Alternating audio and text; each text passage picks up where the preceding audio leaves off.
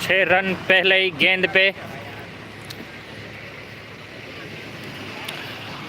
Bowler है Jainil मोजिद्रा।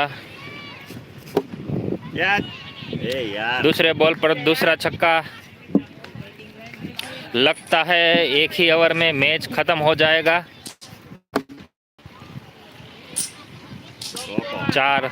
3 ball 14 run होते हुए यहाँ पे बी टीम ने शानदार बल्लेबाजी करते हुए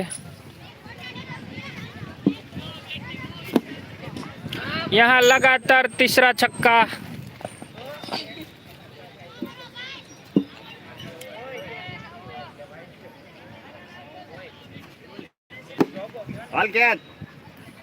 चौथा छक्का। यहाँ पे 5 गेंदों पे 4 6 और 1 4। 1 ओवर કેટલા થયા 28।